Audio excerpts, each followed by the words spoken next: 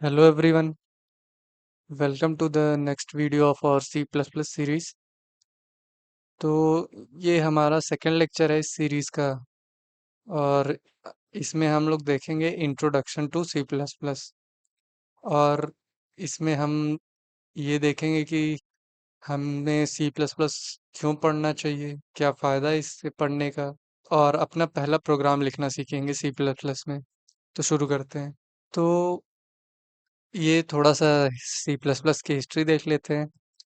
सी plus plus जो है John स्ट्राउस्ट्रोप ने बनाया था 1980s में।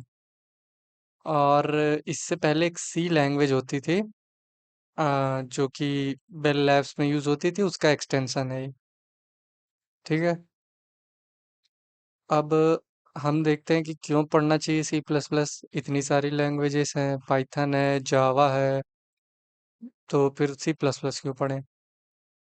तो सी प्लस प्लस सीखने या पढ़ने के मेन रीजंस ये हैं कि इसमें हमें कंट्रोल ज़्यादा मिलता है, इसकी परफॉर्मेंस काफ़ी अच्छी है, ये काफ़ी फास्ट लैंग्वेज है। और सी प्लस प्लस की जो कम्युनिटी है, यानी कि जितने लोग सी प्लस प्लस यूज़ करते हैं वो काफ़ी ज़्यादा बाकी लैंग्वेजेस के कंपैरिजन में।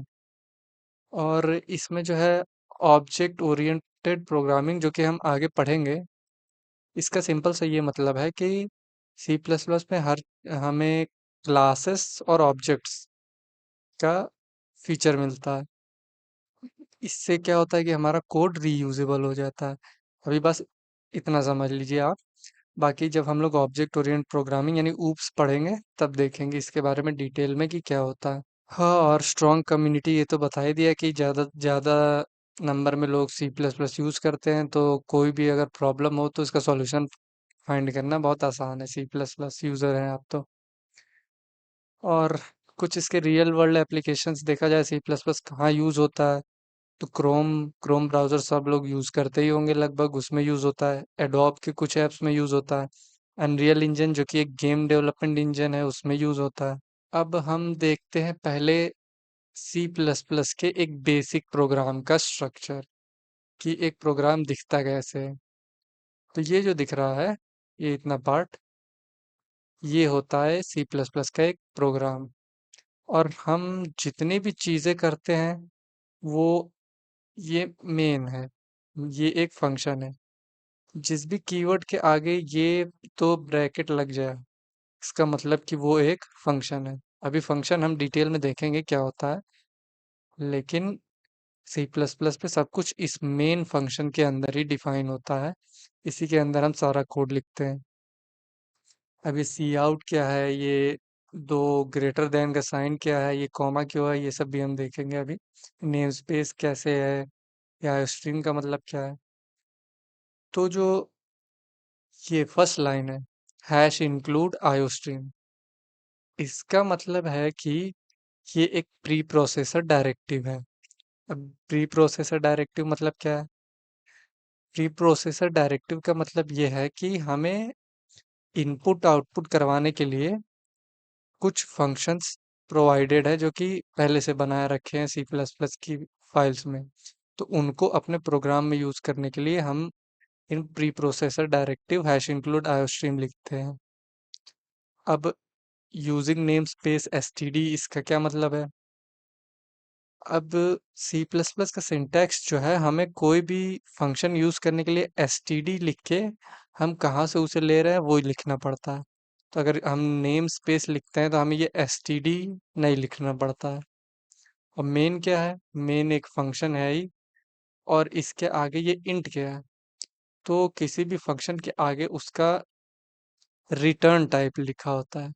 जैसे यहाँ पे ये है रिटर्न जीरो। अब जीरो क्या है? एक इंटीजर है, इसलिए यहाँ पे लिखा है इंट, जो कि इस मेन फंक्शन का रिटर्न टाइप हो गया। और ये सेमीकोलन क्यों यूज करते हैं? यहाँ पे सेमीकोलन है, यहाँ पे सेमीकोलन है, यहाँ भी है। तो ये सेमीकोलन यूज होता है किसी भी एक लाइन के कोड, जिसको हम कहेंगे एक स्टेटमेंट, यानी किसी भी एक लाइन का कोड कंप्लीट हो गया तो उसको बताने के लिए प्रोग्राम को कि बस ये लाइन कंप्लीट हो गई है, अब नेक्स्ट लाइन लिखना है, इसलिए वहां पे सेमीकोलन लिखते हैं। और रिटर्न ज़ीरो का क्या मतलब है? रिटर्न ज़ीरो इसलिए लिखते हैं ताकि हमें पता चल सके कि हमारा प्रोग्राम सक्सेसफुली रन हो चुका है। और एग्जिट स्टेटस है ये जो ज़ीरो, वो एग्जिट स्टेटस के लिए यूज़ करते हैं हम। ऑपरेटिंग सिस्टम को पता चल जाए कि हमारा प्रोग्राम सक्सेसफुली एग्जीक्यूट हो गया है। इसे अभी हम कोड करके भी देखेंगे। तो इसके बाद वाले वीडियो में हम data types, variables, control statements ये भी देखेंगे। तो अब हम लोग देखते हैं कि कैसे सी प्लस प्लस का कोड हम कहाँ लिखेंगे, कैसे लिखेंगे, क्या यूज़ करेंगे, कौन से ऐप यूज़ करेंगे सी प्लस प्लस कोड करने के लिए, तो वो देखते हैं। तो हम अपना कोड VS कोड एक सॉफ्टवेयर है जो कि हम वो यूज़ करेंगे। तो इसे डाउनलोड करने के लिए सिंपली आप अपने ब्राउज़र में लिख दीजिए VS कोड और इस वेबसाइट पे चले जाइए।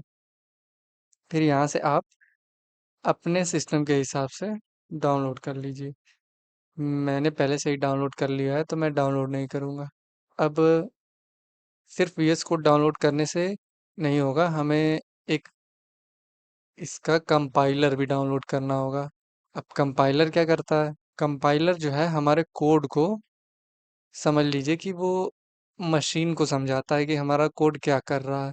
कंपाइलर क्या होता है? वो हमारा कोड जो है वो हमारे ह्यूमन रीडेबल लैंग्वेज से मशीन लैंग्वेज में कन्वर्ट करने के लिए यूज़ होता है ताकि मशीन हमारा कोड समझ सके।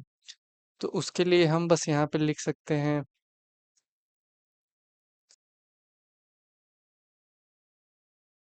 डाउनलोड। तो हमें इस लिंक पे जाना है mingw पे,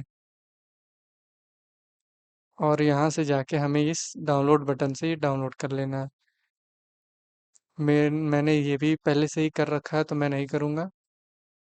और ये डाउनलोड, VS कोड डाउनलोड और ये इंस्टॉल करने के बाद हमें पाथ सेट करना पड़ता है। तो वो आप YouTube से देख के किसी भी वीडियो से सेट कर सकते हैं। हम अब देखते हैं अगला स्टेप। तो VS कोड हमारा कुछ ऐसा दिखता है। अब C++ प्रोग्राम्स लिखने से पहले हम थोड़ी समझ लेते हैं कि ये VS कोड में कोड कैसे करना है, नई फाइल्स कैसे बनानी है, क्या क्या करना है।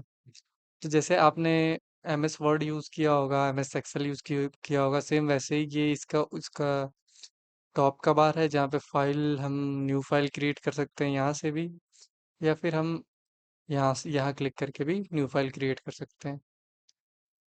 तो एक फाइल क्रिएट कर लेते हैं।